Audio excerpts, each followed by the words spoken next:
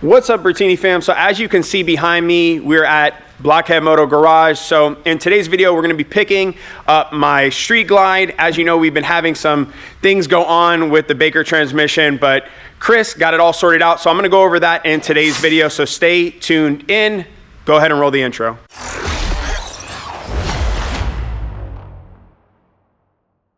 Okay, so just jumping straight into it, I'm gonna go ahead and let Chris explain here in a second, but basically he found out what it was. He did fix the bike, so everything is now running smoothly, the bike is shifting smoothly, everything is going good.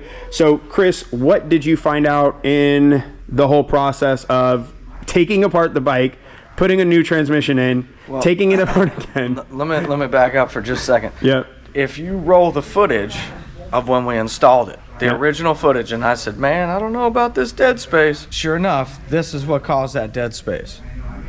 This is the shifter pawl spring, and it literally was, the spring had sprung out of the box. I mean, you knew, like, if you refer to my video or what we said anyways, I was skeptical about that from the get-go. Let's use this in a mathematical term. If it takes 1 full inch to shift, it would now take 1.5 inches. And since you don't have enough throw, you get caught in between, which is why, as you said, you had to kind of slam on it to get it to finally shift. Got it. And so this is where I had that, because I remember, and I'll go ahead and try to put the footage in here, but I remember originally when you first ever installed the transmission in, you were playing with the shifter rod and you said, you know, this is odd, you know, this is not supposed to be like that, but, you know, whatever. And I hadn't installed a Baker Grudge Box before, so I didn't have a point of reference.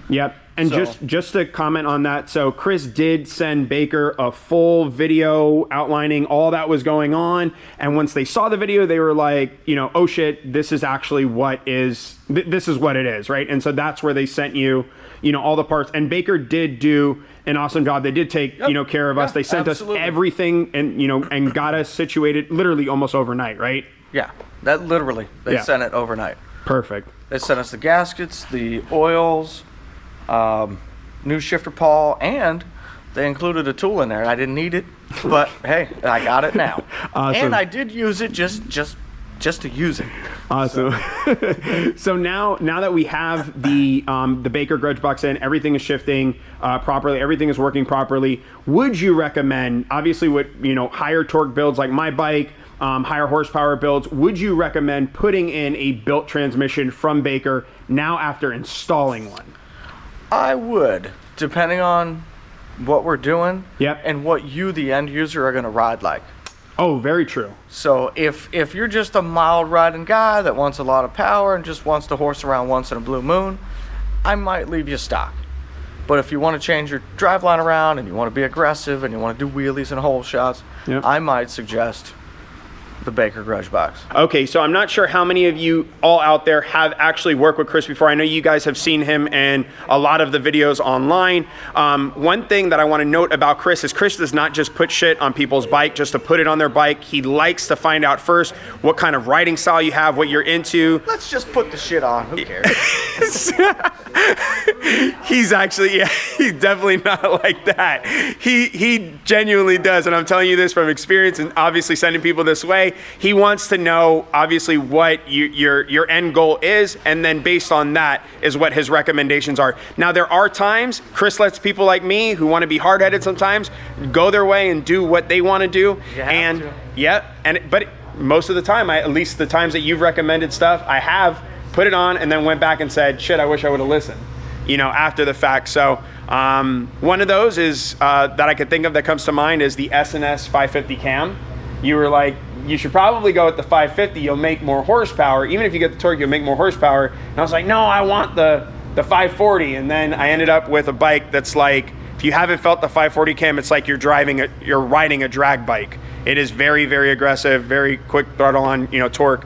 But anyways, I just wanted to share that. Remember, if you're interested in getting your bike serviced at Blockhead Moto Garage, I am going to put a link in the description box below. But Chris, what do they have to do in order to get their bike serviced by you? Say hello, introduce yourself. What up, guys? What's up, man? I'm Justin, Iron J Moto. If you guys want a book service, go to blockheadmoto.com. There's a service tab. Click there, and then that way you can fill out a form, and then I'll probably most likely give you guys a call, and you guys can come through and we'll work it all out.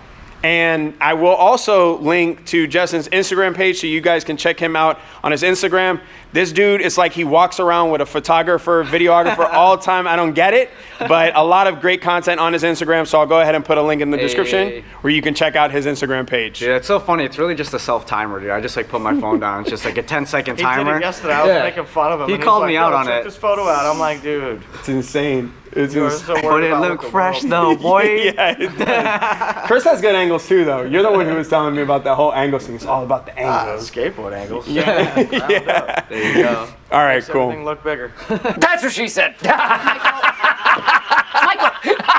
Michael, please. Please. All right, well, with that being said, let's go ahead and get the bike out onto the road, and I'll give you my first impression of it now that it's going to be shifting properly. Even though it is raining, kind of drizzling outside, so I can't dump on the bike just yet or lift it for you guys, but I'll get some footage in, so at least you can catch some footage of me shifting properly with the Baker Grudge Box now that everything is working smoothly. So let's go ahead and get the bike out. So I didn't actually make it very far. I ended up getting caught in the rain, and now I'm in, or under, I should say, the overpass because I am absolutely soaked. It's all good though, right? It makes for good content. Anyways, so far the bike is actually shifting perfectly, which is pretty awesome because that's, you know, what I was most looking forward to, is picking up the bike where it's absolutely working. So that I'm happy about. And even though, of course, I need to be very careful, you know, riding in this rain with a performance bike like this with all this torque, I'm still happy that I actually got to get my bike today, and I'm happy that everything is working just perfectly. So I don't know how much of this content I'm going to be able to get with, you know, or I should say get for you, but I'm going to try to get as much as possible. Obviously, it's pouring rain outside, so there's only so much I can get. Maybe I might just skip some of this content, and we'll go ahead and get my final reactions back home at the garage. So as you can see, I made it back home. I am showered and changed. I was completely drenched from the top of my helmet all the way down. I mean, just completely drenched by the time I got home, and it was cold out. So it wasn't the nicest ride on the way back. The good news is whatever Chris did with changing out that shifter pawl, it actually worked. The bike is shifting super smooth right now. I'm really happy with it so far. Obviously, I wasn't able to dump on the bike because it's raining, so I'll have to give you an update on that. I did get a chance to give it, you know, a few good pulls, but nothing too crazy, obviously, because of the rain. Once I got back into my city, for those of you guys who don't know, Chris is in a completely different city from me, and so it is a bit of a drive. Well, once I got back into my city, I was able to give it a little bit of a pull only because it was a little bit drier in my area and I felt safe enough to do that. And of course, it shifted perfectly. Like I said, with what Chris did by changing out that shifter paw, it really did help. Clearly, as you saw in the video, there was some spacing in between that, and not what was causing the shifting issues on the bike. With that being said, I think it's safe to say that the Baker Grudge Box was a success. You want to make sure though, if you are installing a Baker Grudge Box, that you first check out that shifter paw, and you want to make sure that spring is super tight and it's not spaced out like you saw, you know, what Chris was showing us. You want to make sure that that is on there solid before you go through the whole process of installing one of these.